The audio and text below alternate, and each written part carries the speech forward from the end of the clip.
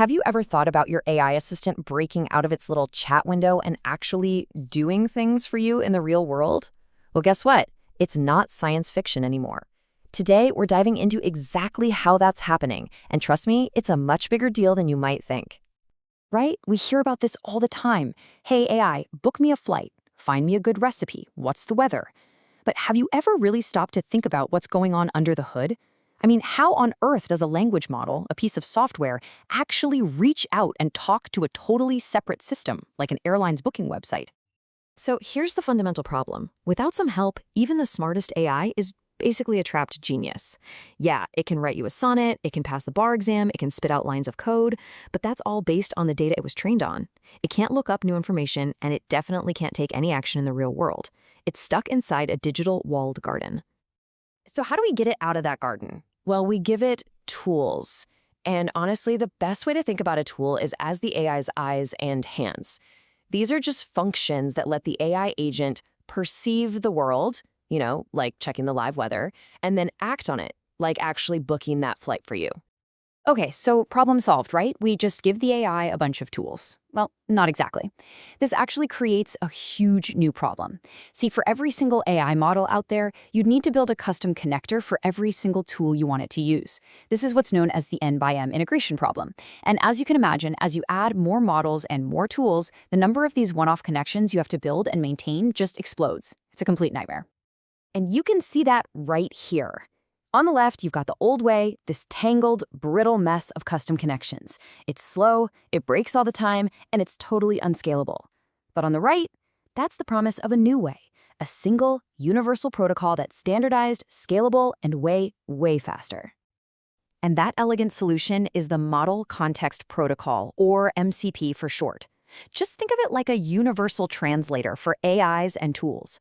Instead of every model and every tool trying to speak its own custom language and needing a million different translators, MCP gets everyone to agree to speak the same language. It's this one, simple, powerful idea that promises to fix the entire integration mess. So how does this whole thing work? You'd think something this powerful would be super complicated, but the beauty of it is, it's actually incredibly simple. It's just a three-part system.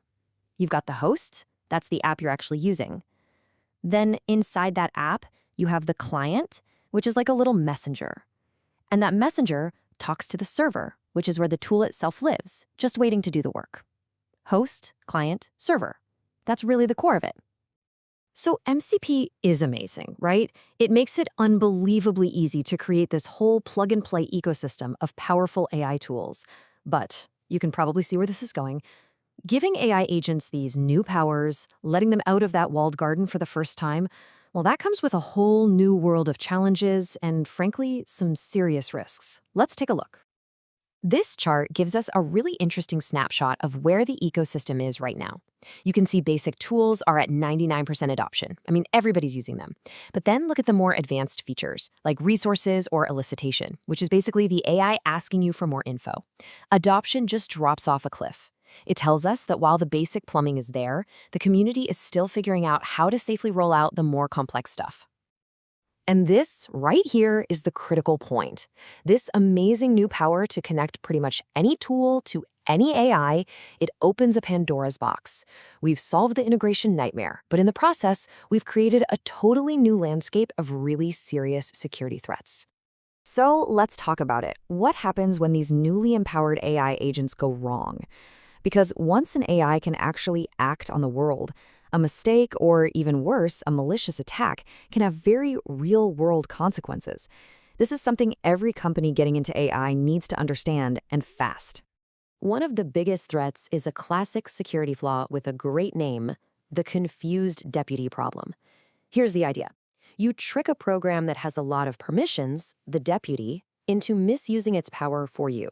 So, for example, an attacker could trick an AI assistant that has access to a company's secure code repository into leaking that code, because the AI itself is a trusted deputy, even though the attacker has no access at all. And here's another really scary one called tool shadowing. An attacker just creates a malicious tool but gives it a really appealing, really broad description. The source material gives a perfect example of this. Imagine a tool that calls itself a productivity helper and says it saves any important data from the user. The AI, just trying to be helpful, sees that description and might choose that malicious tool over the official secure one. And just like that, it sends your sensitive data straight to the bad guys. Okay, so that sounds pretty bad, I know. But the good news is it's not hopeless. We're already figuring out some very clear, very actionable ways to manage these new risks. So the question becomes, how do we build a safer AI ecosystem now that we've let the agents out to play? So what do these defenses look like?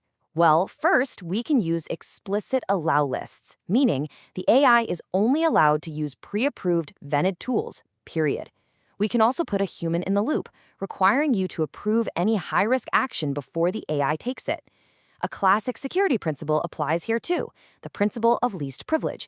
You only give a tool the absolute minimum permissions it needs to do its job and nothing more.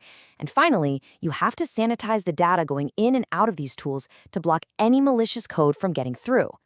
And that really brings us to the final big thought here, the Model Context Protocol. It provides the standard. It's the universal language, an incredible piece of technology that lets all this work. But at the end of the day, the protocol itself is just a tool. The real question we're left with is this: who is responsible for building the trust and the security on top of it? And the answer isn't just about the developers or the big tech companies. It's really about all of us, the users, the creators, demanding and building a safer, more trustworthy AI future together.